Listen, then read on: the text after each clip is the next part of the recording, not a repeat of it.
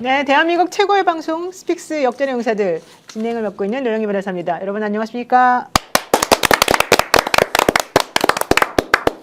오늘이 벌써 또 일주일의 마지막 날 금요일입니다. 여러분 일주일 동안 너무 고생 많으셨는데 오늘 한번 마음 편안하게 여유롭게 한번 우리 방송 보시면서 일주일 한번 또 정리해 보시면 어떨까 생각이 듭니다. 오늘 함께 하실 용사분들 소개를 해드리겠습니다. 정말 오랜만에 저는 모셨는데요. 최재형 목사님 안녕하세요. 네, 반갑습니다. 오늘 재판 때 있으셨는데 마치고 곧바로 오신 거죠? 네, 그렇습니다. 네, 재판 소식은 조금 이따가 여쭤보도록 하고요. 우리 또 이경 스픽스 기자님입니다. 어서 오세요. 네, 안녕하세요. 네, 네, 나날이 그냥 외모가 아주 비신합니다. 네. 네. 자, 그리고 힘들지만 또 열심히 묵묵히 자신의 할 일을 잘 하고 계신 우리 정계환 스픽스 대표님 어서 오세요. 반갑습니다.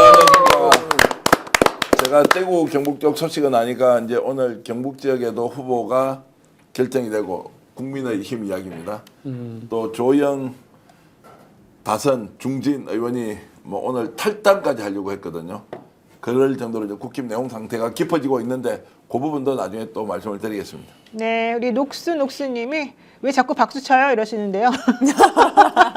내년에야만 이제 때문에 지금. 네, 죄송합니다. 근데 이제 박수를 치는 거는 그냥 저희들이 인사하면서 예, 조금 예. 흥을 돋구기 위해서 우리 방송 좀 세게 해보자 이런 취지로 하는 거고요.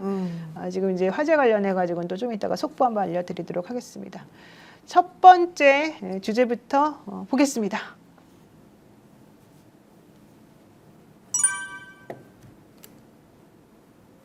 네, 최재형은 왜 4개월 구형받았나? 이게 이제 오늘 사실은 제목인데요.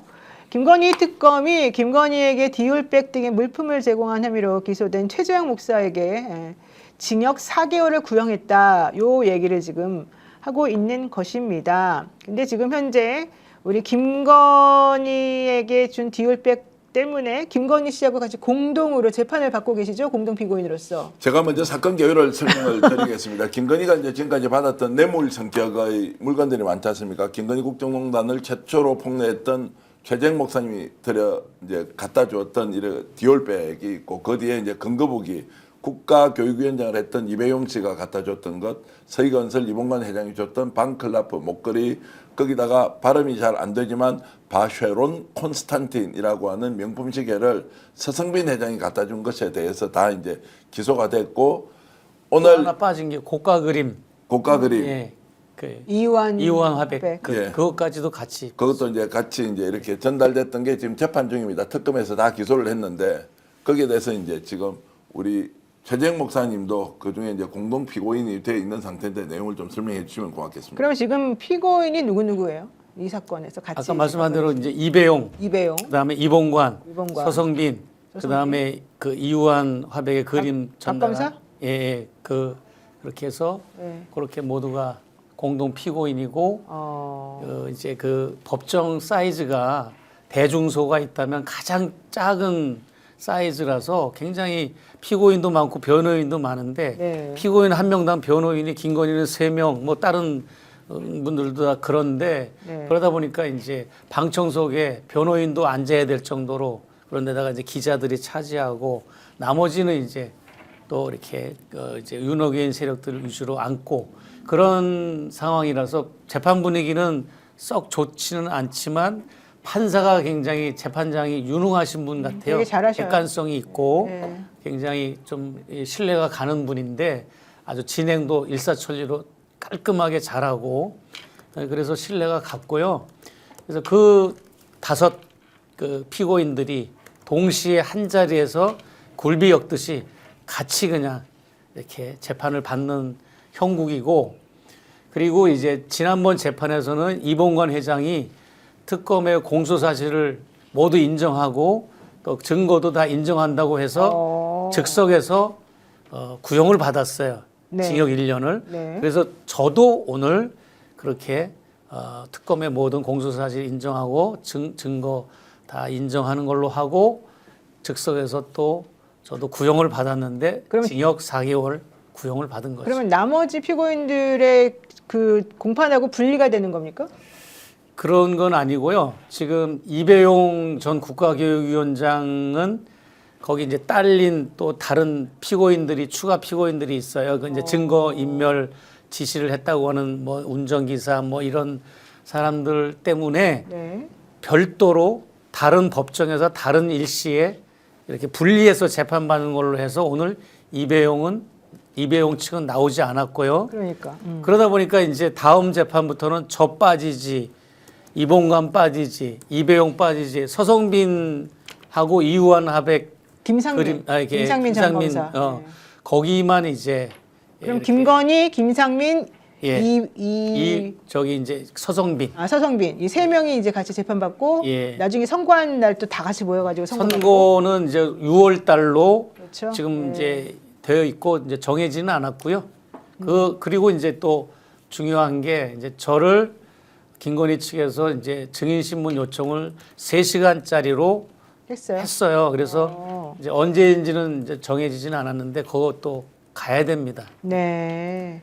아무래도 네. 저를 증인 신문 요청을 해서 집요하게 제가 언더커버로 한 거기 때문에 언더커버 차원에서 선물을 주고 언더커버 차원에서 청탁을 한 거니까 죄가 아니다라는 걸 계속 나한테 집요하게 물고 늘어져서 김건희 씨의 형량을 좀 낮춰볼까 하는 그런 전략을 세우는 것 같아요. 네, 지금 디올백이랑 화장품 등 해서 530만 원 상당의 물품을 제공한 혐의로 우리 목사님은 지금 재판을 같이 받으시는 건데 형사 합의 21부에서 재판 받으시는 것이고 조순표 재판장이 지금 심리를 맞습니다. 하고 계십니다. 네. 그 김건희 씨의 특정범죄 가중처벌법상 알선수재 그리고 우리 목사님 같은 경우는 청탁금지법 위반 네. 뭐 이런 것으로 왔는데 오늘이 두 번째 공판이었고 최 목사님은 징역 4개월을 그냥 다 인정하는 의미에서 받았죠. 제가 특검하고 검찰하고 다퉈봐야 좋은 건 없고 네. 오히려 김건희 측만 유리한 거죠. 검찰하고 그렇죠. 내가 다툰다는 그렇죠. 그 자체가 그래서 이제 재빠르게 인정하고 그렇게 했던 거죠. 네, 최재형 목사님이 혐의를 인정하면서 특검은 징역 4개월을 구형했고요. 특검에서는 4개월을 구형하면서 이렇게 말했습니다. 피고인 최재형이 범행을 모두 인정하고 있다. 그러나 청탁의 상대방이 중요한 지위에 있는 사람이고 무리를 일으켰다는 것을 감안해달라. 이제 이런 얘기를 했고요. 최재형 목사님은 최후 변론에서 이 사건 자체는 함정 취재의 목적은 있었다. 법 위반 사실에 대해서 고의를 부인하고 싶지는 않지만 일반적인 청탁금지법 위반 상황과 다르니까 이 범행의 동기와 관련해서 조금 상황을 조금 봐달라 이렇게 지금 재판부에 요청을 한 상황으로 알고 있고요. 이 사건이 도화선이 돼서 당시 영부인이던 김건희 여러 범죄 사실이 드러났고 이 법정에 서 있는 단초가 됐으니 범행 동기를 참작해 주십시오. 이렇게 얘기를 했죠. 근데 사실 원래 최 목사님은 처음에 검찰이 혐의 없음 하지 않았었나요? 그렇죠. 그건 김건희가 제가 이뻐서가 아니라 네. 김건희가 이제 자기도 처벌 안 받으려고 저를 이제 무혐의로 불기소 처분을 했던 거죠. 네. 서희건설의 이봉관 회장도 지난 첫 번째 공판 기일에 모든 혐의를 인정하고 변론을 종결했었었고 네. 특검에서 징역 1년을 구형했었었는데 다음 26일 날 재판기일이 잡혔는데 그날 또 이봉관 서희건설 회장도 증인으로 나온다고 합니다. 맞습니다. 그리고 최재형 목사님은 다음에 또 날 잡히면 그 날에 증인으로 나가게 되는 것이죠. 자, 오늘 김건희 나왔습니까? 그러면요. 예. 그 며칠 전하고 좀 지난 화요일하고 이렇게 표정이나 이런 게 좀 달랐습니까? 똑같았습니까? 똑같았습니다. 오늘도 고개 숙이고 있었던 거 똑같았고요. 예. 그 다음에 이제 재판이 길어져서 중간에 5분 휴정을 했는데 말이 5분이지 한 15분 정도 된 것 같아요. 오랫동안 이제 나갔다가 다시 들어오고 입장할 때, 퇴장할 때, 또 휴정할 때 나갔다 들어오고 할 때 제 무릎을 툭 치면서 이제 지나가거든요. 그러니까 제 앞으로 예. 좁은 데다가 또 같이 나란히 앉다 보니까 근데 뭐 휘청휘청하고 너무 좀 이렇게 야유였다. 야유고 그래서 좀 인간적인 부분에서 보면 마음이 좀 짠한 마음이 들 정도로 그런 것 같아요. 인생 무상 같은 거 좀 많이 느끼시는 이런 느낌입니까? 네, 그럼에도 불구하고 또 그것도 아니더라고요. 왜냐하면 윤핵인 세력들이 너무나 많이 거기서 이제 극성을 부린다고 얘기를 해야 되나요? 그런 상황에서 이제 여사가 뭐 이제 나간다, 들어온다 이렇게 이제 휴정을 하니까 그런 과정에서 여사님 힘내세요 막 뭐 이런 구호와 이런 걸 막 외치고 그러고 이제 퇴정을 하고 이제 돌아갈 때 귀가할 때 본격적으로 또 윤호기엔 세력들 여사님 힘내세요 그러니까 그 휘청휘청하던 사람이 아주 정중하게 자세를 바로 고쳐 쓰더니 그 방청객 자기 지지자들을 향해서 공손히 90도 아주 90도 절도 있게 또 인사를 하는 모습을 또 보여서 아 이게 도대체 저게 진정성이 뭔가 진짜 그런 생각이 또 들었어요. 90도 인사는 지난번에도 그렇게 했습니까? 그런 지난번에는 그렇게까지 안 했어요. 오늘 재판은 17일 날 재판이 한 번 있었고 오늘 이제 두 번째 재판이었던 거죠. 네, 예. 근데 방청석에서 김건희 씨를 응원하는 얘기도 있었지만 김건희 씨 욕하는 또 방청객들이 네, 그 있었죠. 거기서는 뭐 이제 인생 똑바로 살아 그쵸? 뭐 그러면서 네. 이제 욕하고 막 훈계하는 분들도 있었고, 예, 그 나가라 뭐 이런 것도 있었고. 예, 저쪽이 윤핵관 세력들이 7, 우리 또 진보 세력이 한 3, 요 정도 비율이고 이제 처음에 이제 방청객이 선착순이라서 줄을 서 있었을 때 굉장히 서로 싸웠어요. 신경전이 좀 있었죠. 싸워가지고 경찰이 6명이나 출두할 정도로 굉장했습니다만 그 발단이 뭐냐면 저를 보더니 네. 제가 법정에 입장하려고 그 저를 본 윤호개인 세력들이 방청객들이 예 남자 아주 등치가 좋은 사람들이 줄을 서 있다가 입장하기 전 얘기입니다. 복도에서 나를 보더니 저 빨갱이 새끼 그러는 거예요. 어머. 법정 복도에서. 그러니까 이제 백은종 대표나 다른 분들이 그거 듣고 가만히 있겠습니까? 그렇죠. 이제 막 설전을 벌이다가 이제 몸싸움까지 몸을 막 밀치기까지 하고 그렇게 해서 이제 경찰이 오고 그런 일이 있었는데 정말 그 사람들은 바뀔 사람 같지들이 않아요. 너무 그냥 이제 교양도 없고 이성을 잃은 사람들 같고. 김건희 씨를 지지하는 사람들 입장에서 보자면 사실은 최재형 때문에 이렇게 됐다. 모든 사건에 도와서는 최재형이다. 이렇게 생각할 거 아닙니까? 그렇죠. 너 때문에 이렇게 됐다고 뭐 노골적으로 얘기하는데 그렇죠. 너 때문에 우리 여사님하고 너 때문에 우리 대통령님이 이렇게 됐다 하면서 길거리에서도 그렇고 오늘도 역시 길거리에서도 복면 뭐 만반의 준비를 하고 수행하는 분들이 있었는데도 엄청 그들이 이제 뭐 카메라 들이대면서 끝까지 쫓아오고 그냥 온갖 언어 폭력하고 욕설하고 하루 종일 그렇게 욕설 들었습니다. 세상이 힘들었겠습니다. 기자회견을 하는데도 기자회견을 했습니다. 서울의 소리가 주최해가지고 언론사들이 오고 그랬는데 동서남북 사방 팔방에서 그 방해하는 세력들이 스피커 틀고 뭐 고성 지르고 그래가지고 제가 하는 말도 제가 안 들릴 정도로 시끄러운 상황에서도 기자회견도 했고 입장하기 전에 네. 네, 그래서 조직적으로 윤핵관 세력들이 방해를 했다 이렇게 보여집니다. 네, 방청석에서는 힘내세요, 똑바로 사세요, 나가라 등등의 목소리가 터져 나왔고 방청객들끼리 충돌이 계속 되자 방호관들이 서로를 법정에서 내보내는 그런 또 상황도 벌어지기도 하고 서로 좀 조용히 해라 이런 얘기도 했고 소란이 계속됐습니다. 재판부에서는 휴정을 한 다음에 법정에서 소란을 일으키면 감치나 퇴정 명령할 수 있으니 주의해달라 이런 얘기를 하기도 했다고 제가 볼 합니다. 때는 어떤 컨트롤 타워가 있는 것 같아요. 뭐 그들은 예를 들어 태극기 부대들 뭐 일당 얼마를 주듯이 그런 걸로 느껴지고 복도에서 노골적으로 얘기를 해요.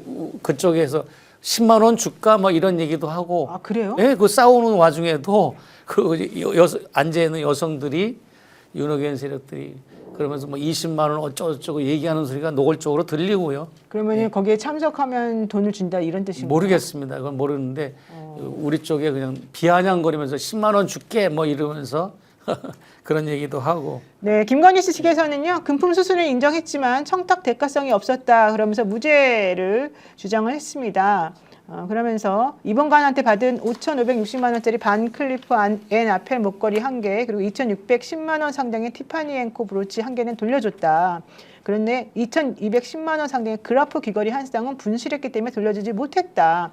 이렇게 얘기를 했고요. 목걸이를 받은 것은 당선 및 취임 축하 선물이다. 이렇게 얘기를 했고 이번 간이 새 정부와 좋은 관계를 맺기 위한 막연한 기대감을 준 것이지 내가 뭘 해준 것은 전혀 없다. 이런 얘기를 했고요. 게다가 이번관 회장의 맞사위인 박성근 변호사가 국무총리실 그때 한덕수 총리실의 비서실장으로 임명된 것에 대해서는 전혀 개입하지 않았다 이런 얘기를 했습니다. 이비용으로부터 받은 5돈짜리 금거북이에 대해서도 김건희 씨 측은 받은 건 인정합니다. 하지만 과거에 김건희가 고가 화장품을 선물한 데 대한 답례 차원이다. 인사청탁이 오간 적은 없다라고 얘기했고요. 로봇계 사업가 서성빈 씨로부터 사업 지원 청탁과 함께 3,990만 원 상당의 바쉐론 콘스탄틴 소목시계 받은 혐의에 대해서는 시계 구매 대행을 의뢰했을 뿐이고 실제 청탁 관련한 금품을 수수한 것은 아니다라고 얘기를 했습니다. 김상민 전 부장검사로부터 받았다고 하는 1억 원 상당의 이유한 화백 그림에 대해서는 전부 다 부인하는 그런 취지로 얘기를 했고요. 최재형 목사가 건넨 디올 명품 가방에 대해서는 최재형이 선친과의 친분을 내세운 몰카를 이용해서 함정을 판 것이고 어떠한 청탁도 하지 않았다. 이렇게 얘기를 했습니다. 실질적으로 특검팀에서는 이봉관 회장은 고령이고 범행을 자백했지만 고가 금품을 제공하고 이득을 취득하려고 했으니 처벌받아야 된다라고 얘기를 했고요. 이배용 측에서는 특검이 청탁금지법 적용이 어렵다는 걸 알고 갑자기 증거인멸 교사를 기소했기 때문에 이거는 공소가 기각돼야 된다 이런 주장을 하기도 했습니다. 지금 재판 받으시면서 참 내가 왜 이 짓을 했을까 이 생각하지 않습니까 솔직히? 네, 죄송합니다 그때 이 표현이. 상황에서는 네. 지금이라도 했었을 것 같습니다. 왜냐하면 제가 최후 진술에서도 얘기했지만 저희 변호인이 제 대신 얘기를 했지만 그것으로 인해서 지금 이 김건희 씨가 법정에서 이렇게 서게 되는 촉발제가 됐고 그 다음에 그 연루된 오늘 출두한 그런 피고인들도 선물을 되돌려주는 일도 제 사건 때문에 되돌려주는 것도 계기가 됐고 또 김건희 씨도 5개월 동안 잠적하면서 자제하고 그 이후로는 이제 공식 비공식적으로 뇌물이나 선물이나 이런 거 받는 거를 하지 않았다. 네. 이런 어떤 공헌이 있다고 이제 우리 변호인이 또 이렇게 진술을 하더라고요. 네, 맞습니다. 자, 어쨌든 지금 많은 우리 시청자 여러분들께서 최재형 목사님 훌륭하십니다. 수고하십니다. 힘내십시오. 고맙습니다. 이런 얘기를 많이 하고 계시는데요. 힘 많이 내시기 바랍니다. 힘내고 있습니다. 그 말씀도 좀 한번 해 주십시오. 저도 어제 인터뷰하다 깜짝 놀랐는데 지금 뭐 받고 있는 뭐 재판, 수사 그리고 고발 뭐 이거 다 합치니까 뭐 노임회사도 많아도 한 6-7건 되겠나 이렇게 했는데 실제 40건이 넘다 보니까 다 사람들이 놀라가지고요. 예를 들어서 국가보험법이라는 그거 있잖아요. 국가보험법을 어느 단체에서 어느 또 개인이 나한테 고발을 했는지 이 카운트가 안 될 정도로 그걸 내가 어떻게 하라는 최근에 불송치건이 날라왔는데 국가보험법만 해도 3건이 날라온 거예요. 서로 다른 곳에서 고발을 한 게. 그러니까 그거부터 명예훼손 뭐 온갖 것 뭐 그냥 예를 들어서 또 이제 그 여성들 그 스토킹 혐의 뭐 이런 거 뭐 그 분야별로 굉장히 많고 그다음에 이제 제가 별도로 공직선거법 위반 받는 거부터 해가지고 숫자로 40건이 넘는 것 같아요. 카운터를 해보니까 너무 뭐 그냥 그 극우단체들이 이렇게 고발 사주를 받아서 고발한 건들, 그 다음에 인지수사한 것들, 뭐 이런 것들이 그냥 계속 속속들이 저도 모르고 우리 변호사도 모르는 사건들이 뭐 그냥 불성치로 날라와가지고 그래서 이런 게 있었구나 알 정도로. 그러니까 각화된 사건들이 많겠죠 사실은. 네, 그것도 많고 네. 또 진행되고 있는 것도 있고, 그 다음에 출국 금지 3년째 되고 있고 검찰에 송치된 건이 또 3건이 또 있고요. 네. 네. 아이고 진짜 제가 변호사지만 재판받는 게 얼마나 귀찮고 얼마나 싫고 얼마나 불안하고 얼마나 짜증나고 얼마나 속상한지를 너무 잘 알아서 저같이 업으로 하는 사람들도 싫은데. 근데 이제 저는 이제 특성화된 것 같아요. 제가 정신적으로나 체질적으로 이제 법적인 걸 어떤 거를 당해도 그냥 그걸 대응할 수 있겠다는 그 정신력으로 지금까지는 잘 버티고 있습니다. 네, 아유 참 씩씩하십니다. 뭐라고 할 말이 없네요. 너무 힘들게 계셔서 제가 인터뷰를 했고 주말에 아마 이제 업로드가 되는데 그때는 좀 최재형 목사님 좀 돕기 위해서 경제적으로도 아주 어렵기 때문에 그 계좌까지 이제 좀 공개를 하면서 제가 방송 인터뷰를 하자고 했는데 하여튼 주말에 제가 인터뷰하는 내용 시청자 여러분 잘 좀 봐주시면 고맙겠습니다. 네, 여러분들도 좀 관심 많이 가져주시면 정말 좋을 것 같습니다. 자, 두 번째 주제 가겠습니다. 네. 윤석열 검찰의 그 조작 기소 사건 결국 국정조사를 하게 됐습니다. 국정조사는 50일 동안 가동이 된다고 하는데요.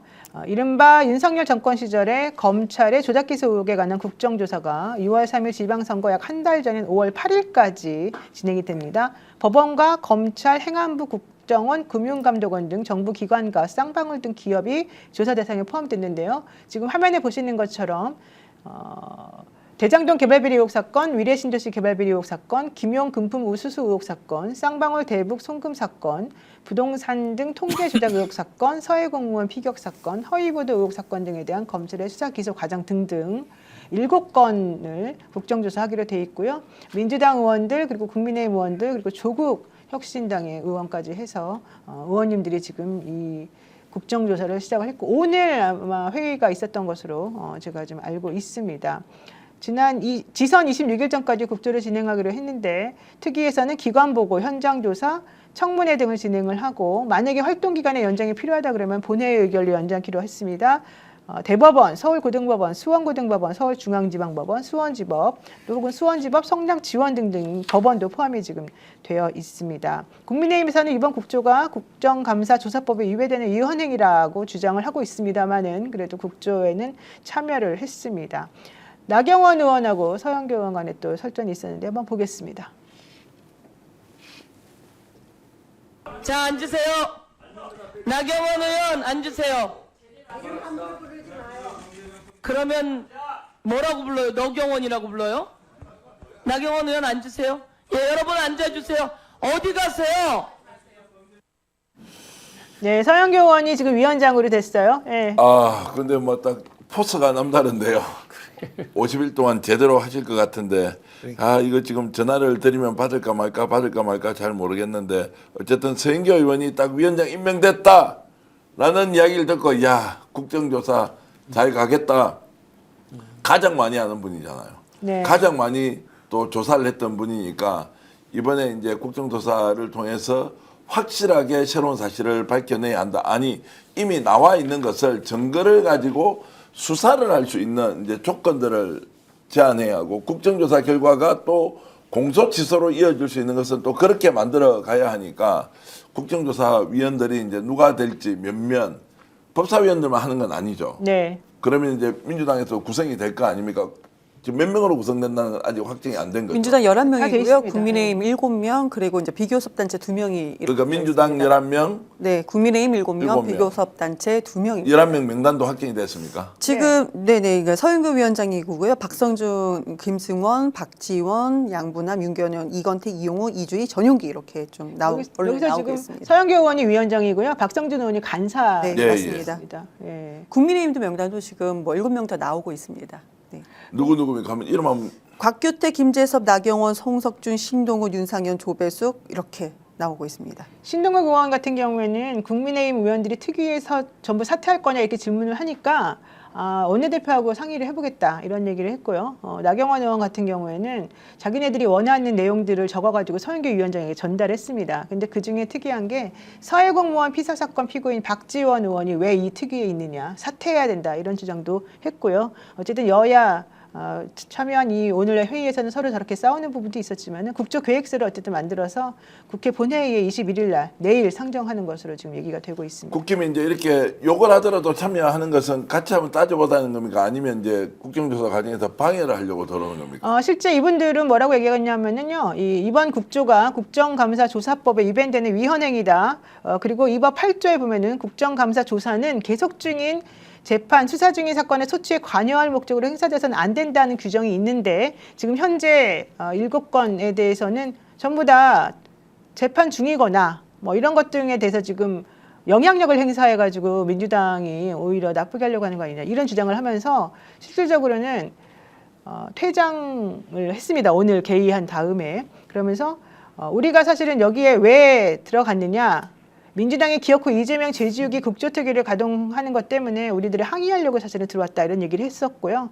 그럼에도 불구하고 실질적으로 앞으로 참여하실 것인지 말 것인지에 대해서 아직 결정하지 않았다 이런 입장을 좀 보이고 있습니다. 맞죠. 저도 이제 결정하지 않았다라는 것까지만 알고 이제 좀 이렇게 취재를 비공개적으로 또 하지 않습니까? 그랬더니 아마 정부의 여당이 불리한 증언이나 자료가 그 여과 없이 노출됐어요. 언론에 또 노출될 수 있는 것 좀 위험을 가지고요.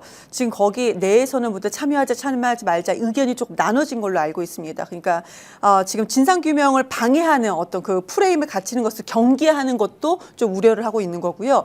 이거는 좀 예민한 발언이었는데 우리가 잘못하다가는 윤석열 정부 측의 입장을 옹호하는 모습을 보일까 봐 그것도 우려를 하면서 그렇다고 가만히 있기에는 우리가 너무나도 몰리는 것은 아니냐. 이것이 이제 지방선거 바로 직전까지 진행이 되는 거거든요. 지방선거 뭐 언론에서 뭐 약 한 달 전이라고 이제 정확히 26일 전까지 진행이 되는 겁니다. 그럼 이것이 지방선거에 영향을 미치기 때문에 우리가 좀 참여해서 이걸 어떻게 조율을 지혜롭게 해야 되는데 현재로서는 거기 내에서도 의견이 좀 갈리고 답은 좀 없는 상황입니다. 참 이런 거 보게 되면 참 한심하다. 지금 윤석열 정권 관련해가지고 지금 드러나고 있는 것들이 너무너무 많거든요. 근데 그 내용을 들여다보면 진짜 한심한 게 자기네들의 그냥 사적인 욕망을 충족하는 쪽으로만 지금 모든 일이 벌어졌다는 걸 알 수 있거든요. 목사님, 어떻게 보십니까?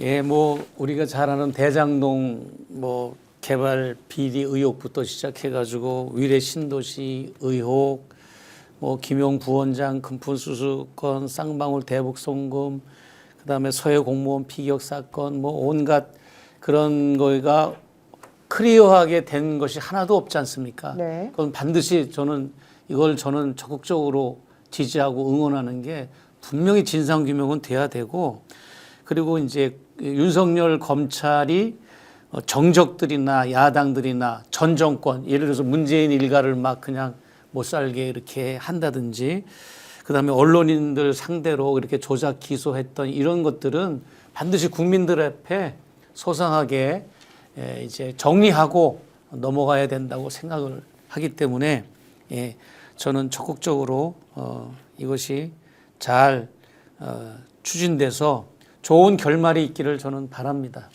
국정조사의 운영 방식은 어떻습니까? 국회에서 하는 거는 다 이렇게 생중계를 합니까? 그러면 현장 나가서 국정조사 하는 거는 그냥 취재밖에 안 되나요? 이것도 좀 서영교 의원이 원래 이제 생중계, 특히 이제 내란범들에 대한 생중계를 국회에서 입법을 통해서 확정을 지었지 않습니까? 이번에 국정조사하는 내용도 웬만하면 기자들의 취재가 아니라 현장을 웬만큼 공개할 수 있다면 다 공개를 해야 한다. 근데 공개를 하지 않아야 되는 법이나 이런 게 있습니까? 그게 이제 그 비밀에 포함되는 것들이나 이런 것들을 있으면 사실은 무조건 다 공개해야 되는 건 아니기 때문에 네. 그거는 아마 상황마다 조금 공개되는 것도 있고 안 되는 것도 있을 수 있을 것 같아요. 그러니까 웬만하면 하여튼 공개를 많이 하는 것이 지금 공소 취소 여부에 대해서 당연히 우리처럼 좀 깊이 아는 사람들은 공소 취소 사유가 차고 넘치는 것인데 그렇지 않은 국민들은 왜 공소 취소하는 거 이거 좀 또 이재명 대통령 뭔가 공소 취소 때문에 하는 거 아니야. 그 외에도 엄청나게 많은 사람들이 피해를 보고 있고 이걸 대표적으로 이번에 이제 진상을 밝힘으로써 그들의 억울함을 풀어줘야 하는데 그런 면에서 보면 저는 서영교 의원님께 좀 부탁 말씀을 드리겠습니다. 아, 카메라 이쪽이었군요. 진짜 좀 공개를 많이 해서 국민들이 현장에서 일어난 일을 생중계로 볼 수 있도록 한다면 설사 그것이 중계하는 사람이 없다 하더라도 요즘 유튜브 언론도 국회에 지금 출입하고 이런 사람들이 있지 않습니까? 그쪽에라도 공개를 해서 정말로 생생한 현장의 모습을 국민들이 보게 해주는 것이 오히려 국정조사의 성과를 제대로 알리고 공유하고 그리고 진상규명을 하는데 매우 도움이 될 것이다. 이런 말씀드립니다. 조작 기소였기 때문에 공소 취소 부분도 반드시 이거는 타이틀을 붙여도 괜찮아요. 국힘당이 반대해도. 그렇기 때문에 공소 취소 부분도 반드시 이제 민주당이 더 강력하게 밀어붙여 가지고. 자, 서영교 의원님과 지금 전화 연결했는데 서영교 의원님 축하합니다. 안녕하십니까? 예, 안녕하세요. 서영교입니다. 자, 노영 변호사 진행하는 스픽스 역전 형사들 방송 중인데요. 네. 책임이 아주 무겁겠습니다.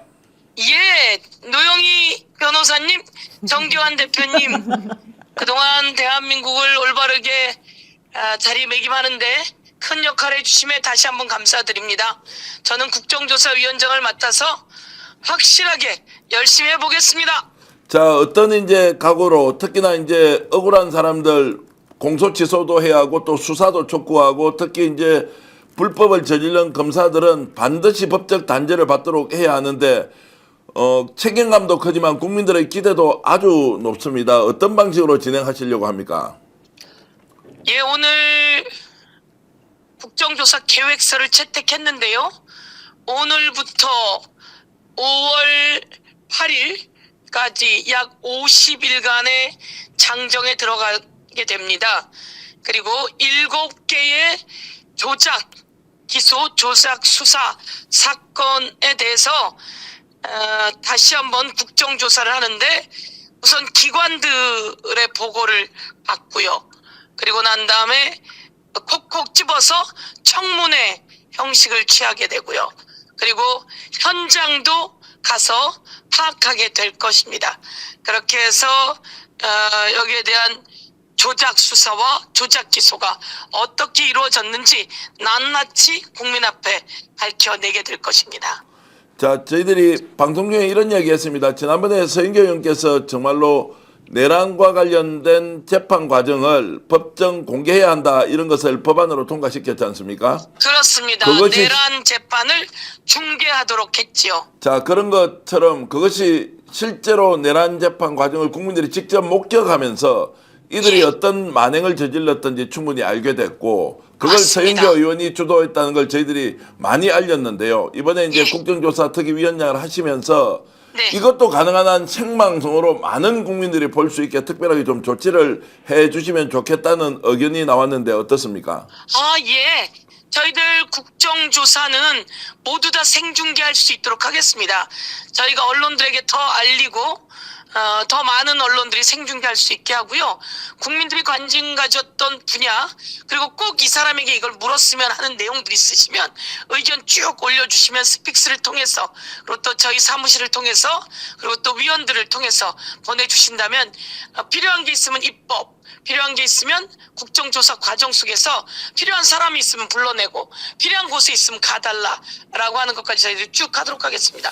전체 20명입니다. 20명이고 야당 국민의힘을 빼고 나면 12명 정도 됩니다. 그분들이 각 분야를 맡아서 전체 찾아내게 될 것입니다. 이번 기회에 제가 위원장으로 있는 이 과정에 여러분이 필요한 게 있으면 말씀 주십시오. 다 하고 보도록 하겠습니다. 아이고 너무 든든하고 감사하고 고맙고 정말 잘해 주십시오. 국민들이 서인교 의원만 바라보고 있겠습니다. 고맙습니다. 감사합니다. 스픽스가 잘해주셔서 또 우리 정기환 대표님과 노영희 변호사님 역전의 용사가 세상을 바꿨습니다. 이제 국민들에게 이득이 되는 세상 함께 만들어가시게 제가 국회의원으로 뒷받침하겠습니다. 고맙습니다. 고맙습니다. 불러주시면 감사합니다. 또 네. 직접 현장에서 뵙도록 하겠습니다. 네, 고맙습니다. 국정조사 공개 여부에 대해서 궁금하잖아요. 안 그래도 제가 이걸 이 부분을 취재해서 말씀드리려고 이제 전화 연결에 대해서 더 생생한 목소리를 듣겠습니다.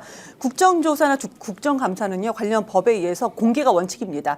다만 이것이 되게 상당히 좀 공개하기가 좀 어려운 부분에 대해서는 우리가 국정조사 계획서에다가 일부분만 이제 비공개한다라는 걸 넣기는 하는데요. 지금 뭐 KBS, MBC, SBS, 종편 그리고 국회방송, 유튜브 이거 선택하는 것도 국정조사 계획서에 다 포함하고 있다. 그런데 지금 민주당 측에서 이거 다 공개해야 되는 거 아니야? 뭘 우리가 그걸 나눌 필요가 있느냐? 이런 얘기가 나오고 있습니다. 네.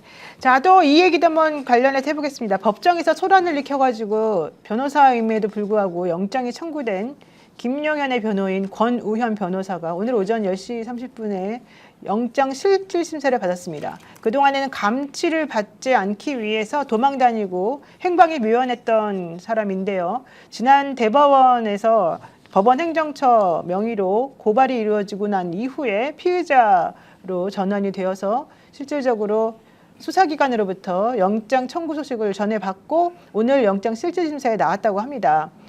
그런데 기자들이 질문을 했어요. 그동안에 어디가 있었냐, 왜 도망 다녔냐.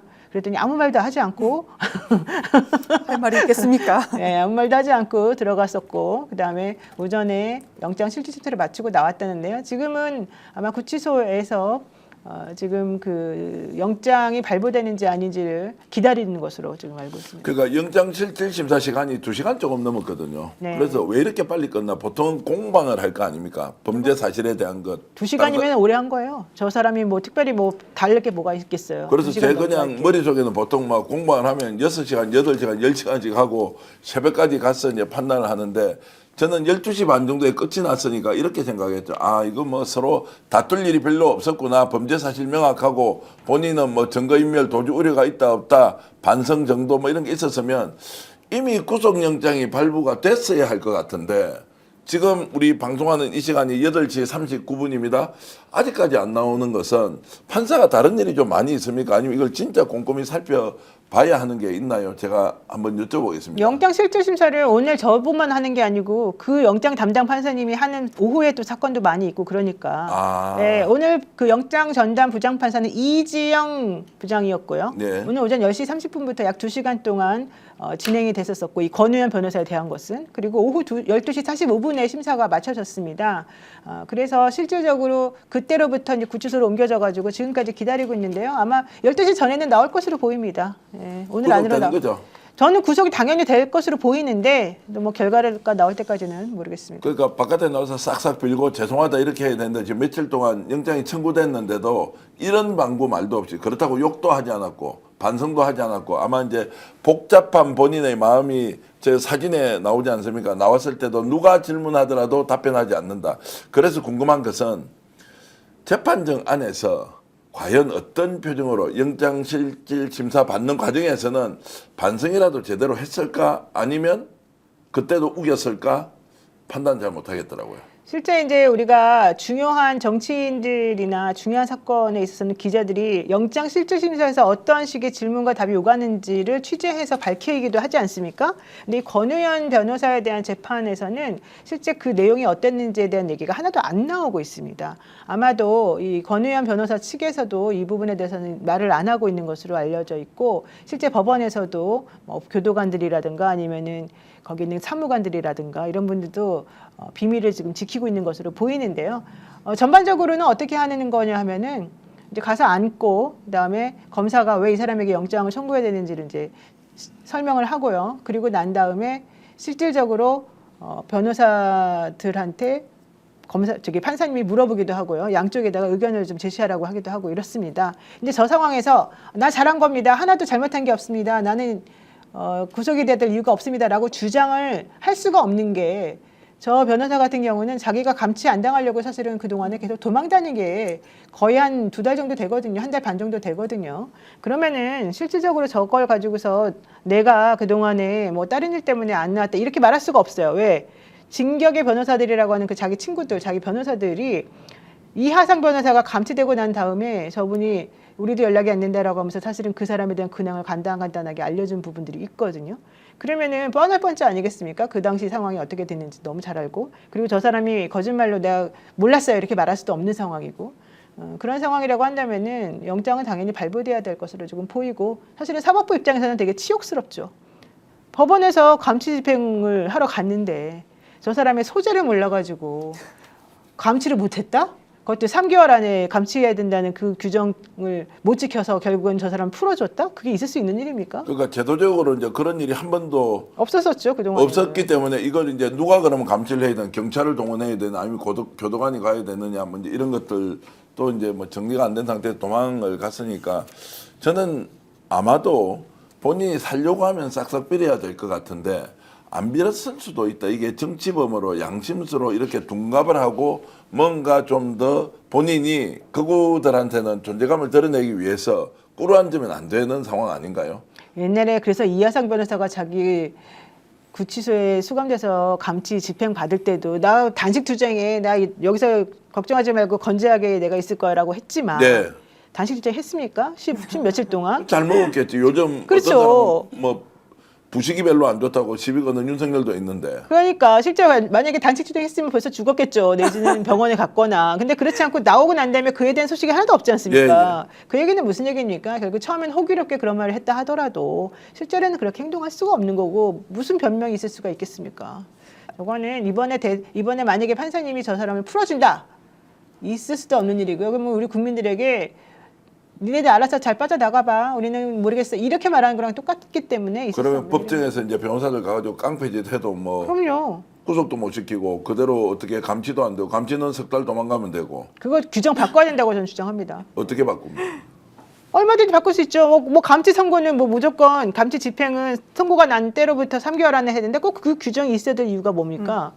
그리고 그 사람이 이렇게 일부러 도망다니면은 그때로부터 다시 3개월을 기산해도 되는 거죠. 어쨌든 저렇게 이리저리 빼면서 도망다니려고 한 사람을 봐주는 건 있을 수 없는 일이죠. 게다가 변호사들은 특히나 법을 지키는 사람이고 법조인의 그 3륜의 한 축인데 저런 식으로 해가지고 법조인 스스로의 자기 자신의 위치나 이런 걸 다 망각하고 하는 것 자체는 있을 수 없는 일입니다. 예.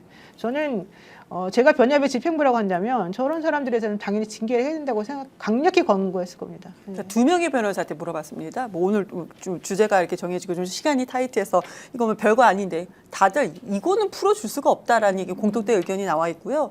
진격의 변호사도 오늘 제가 계속 하루 종일 이 사람들이 그 전에 그 이징하 재판관을 향해서 뭐 주접 떨지 마 벌벌 떠는 걸 봤어야 되는데 이렇게 해서 뭐 모욕적인 발언 본인들끼리 낄낄거리셨던 우리가 많이 그걸 보지 않았습니까? 그래서 오늘은 어떤 방송을 하는지 제가 지금 방송 오기 직전 낮에도 체크하고 계속 체크해봤는데요. 방송 최근에 아무것도 안 하고 있습니다. 방송하면 안 되죠. 이제 이런 아무것도 안 하고 예, 있습니다. 방송할 수도 그러니까 없겠죠. 지금 이들도 분위기를 안다는 겁니다. 이거는 그냥 풀어줄 수가 없는 사안이라고 다들 그러니까 둘 이분만 중에 하나지 않습니까? 지금이라도 구속을 면하려면 변호사니까 너무 미안합니다. 석고대죄하면서 양해를 구하고 사과를 하고 뭐 이렇게 하면 정상 참작은 될 수 있잖아요. 일단 구속되더라도 빨리 뭐 보석으로 나오든 어떤 수단이 생길 수 있는데 정반대로 생각하면 전환계 같으면 어떻게 하겠어? 감방 들어갈 각오하고 아예 냅다 찔러가지고 죽이 되든 밥이 되든 나는 내가 전쟁을 하겠다. 이런 이제 나쁘게 얘기하면 똘끼라도 있는 사람이거나 이도 저도 아니죠. 이러지도 못하고 저러지도 못하고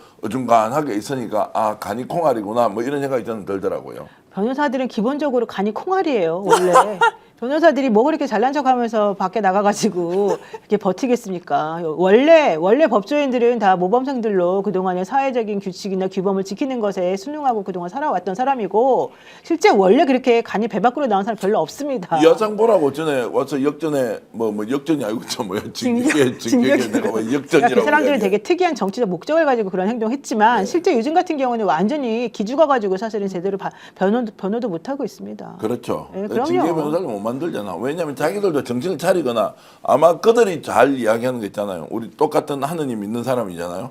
근데 그쪽에서 믿는 하나님이 아마 하지 마라 이렇게 했을 수도 있어요. 이하섭 변호사 최근에 유튜브에서 다르대 진격의 변호사들 말고도 다르대 어떻게 출연할지 계속 찾아봤는데요. 없습니다. 없어요. 이제 못 나와요. 찾아볼 수가 없습니다. 아예 없습니다. 그 사람뿐만 아니라 나머지 변호사들도 우리들도 네. 이렇게 찍히다가는 변호사 활동도 못한다 이렇게 생각합니다.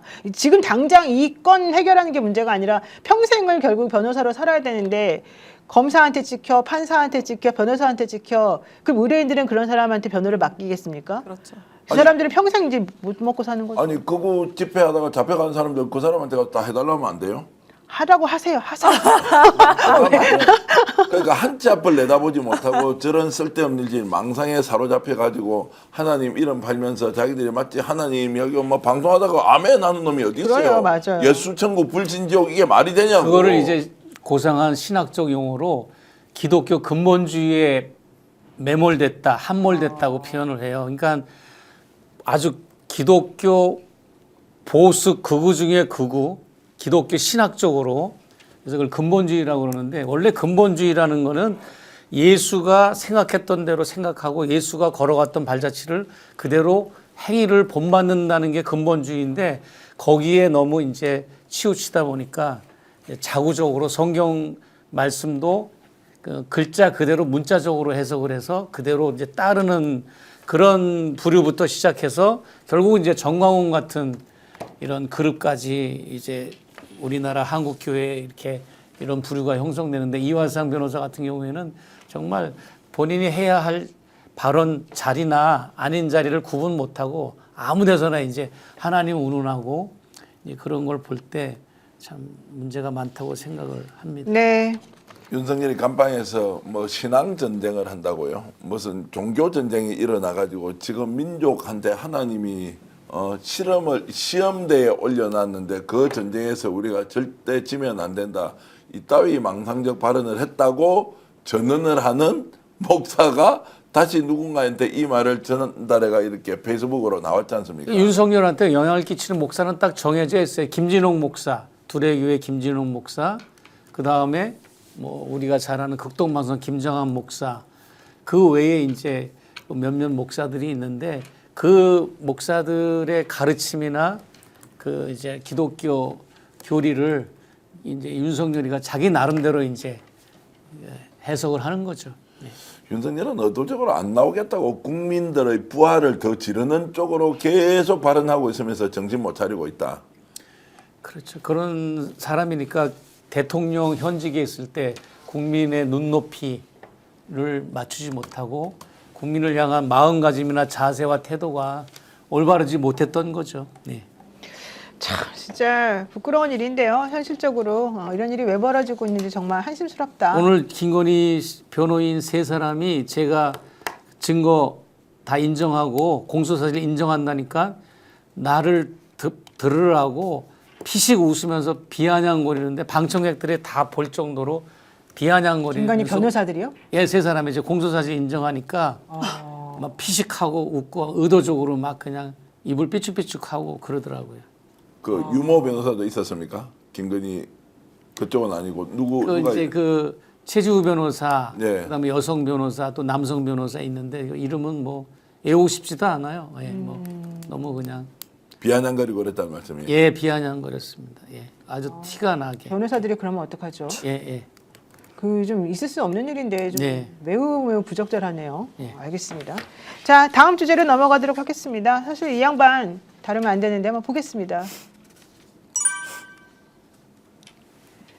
네, 대통령이 두 가지 점을 사실은 이제 또 탁콕 찍어서 지적을 했습니다. SBS 그알 이 대통령 조폭연루설 방영했던 그 사건에 대해서 지적을 하고요. 그리고 또 전환기 씨가 자신의 뭐 전환기 뉴스인가 뭐 그 채널에서 전직 국정원 직원인가요? 네, 최수영이라고 하는 사람을 불러가지고 이재명 대통령에 대한 말도 안 되는 근거 없는 중상모략을 한 것에 대해서 정말 어이가 없다 이런 얘기까지 했는데요. 한번 요 싱크 한번 보도록 하겠습니다. 이재명이 뭐 싱가포르에 얼마 전에 방문하러 갔는 게 아마도 뭐 비자금을 뭐 옮기고 이런 하고 왔는 거 아닌가라고 의혹을 제기했는데 그 근거는 뭐냐? 가브리엘 천사의 이야기라고 했습니다. 꿈에서 들은 이야기다 했습니다. 한 번 더 말씀드립니다. 어제 최수영 공작가는 가브리엘 천사 꿈에서 들은 이야기를 했다 해서 저도 좀 황당하다 하면서도 저는 그리고 따라서 입장을 분명히 밝혔죠. 최수영 공작관의 입장은 전황일 뉴스의 입장과는 다르다. 개인 입장이다라고 저는 분명히 밝혔다는 말씀을 드립니다.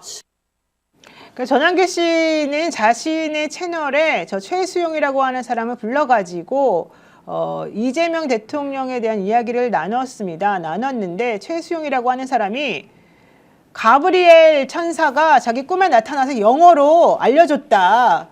근데 그 내용이 도대체 무엇이었느냐? 이재명 대통령이 160조 원을 해외로 빼돌리고 중국에 군사기밀을 넘기면서 도망가려고 했었다. 뭐 이런 내용을 이제 막 얘기를 한 거예요. 근데 저 방송을 하는 과정 중에서 전환기 씨가 이건 내 입장하고는 관계 없습니다. 뭐 이런 얘기를 몇 번 하기는 했습니다. 하지만 그러면서도 그 사람이 말하는 걸 제지하거나 이러지는 않았었는데요. 이것에 대해서 대통령과 이 민주당에서 어이가 없고 기가 막히다. 이런 가짜뉴스는 정말 엄중 단죄해야 된다. 이런 얘기를 하니까 전환기 씨가 아니 어디 국민을 대상으로 협박하고 수사기관에 수사하라 말라 하는 것이냐. 국회의원이면 국회의원답게 일을 하고 대통령이면 대통령답게 일을 해라.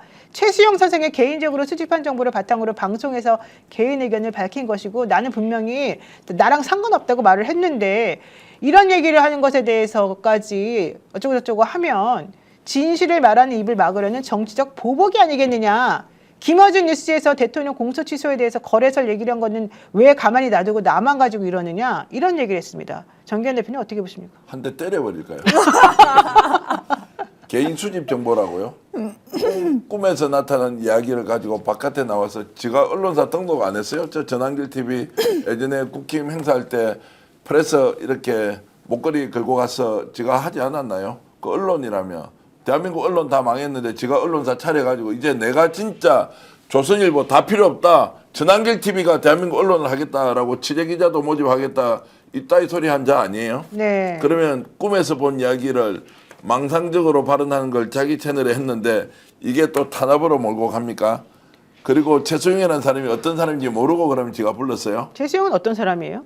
아니 그 제정신 아닌 사람이죠. 그런 사람 거부 집회 가보면 간혹 만나잖아요. 밑도 끝도 없이 이야기를 하는데 소설이라고 하기에도 어려운 정도의 정말로 망상적인 수준의 발언을 한 사람들 많이 있지 않습니까? 그 사람을 데리고 와서 그래 얘기를 시켜놓고 알고 보니까 이 사람은 그래서 어떻게 해야 되겠습니까? 전환길은 이게 이제 정권 탄압으로 가는 겁니까? 아니면 정권이라도 빨리 나서서 수사기관이라도 전격적으로 압수수색을 해서 이자를 단죄를 하는 게 맞죠.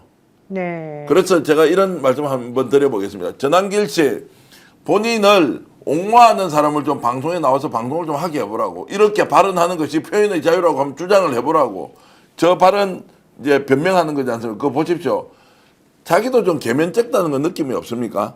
이게 뭐 지도 아닌 것 같은. 그러면 공개적으로 이제 사과부터 하고 이런 일 절대 안 만들겠습니다. 뭐 이렇게 하지도 않고 오히려 이제 역공을 펼치는 저질 정말로 한 대 때려주고 싶다 이 말씀을 드립니다. 네. 어쨌든 이재명 대통령은 자신의 X 트위터 계정이죠. 여기다가 이재명 조폭 연루설을 만든 그 알이라고 하는 SBS 프로그램에 대해서 공개적으로 비판하는 글을 올렸습니다. 그 알이 과연 그것이 알고 싶다를 말하는 건데요. 그 알이 과연 순순히 추후 보도할지 한다면 어떤 내용으로 보도할지 궁금하다. 그 알 PD의 기적의 논리 MC 김상중의 리얼 연기 덕분에 졸지에 살인 조폭으로까지 몰렸다. 이 방송은 나를 제거하기 위해 동원된 물리적 테러, 검찰을 통한 사법 리스크 조작, 언론을 통한 이미지 훼손 작전 중에 하나로 보인다. 이런 얘기를 했었는데요.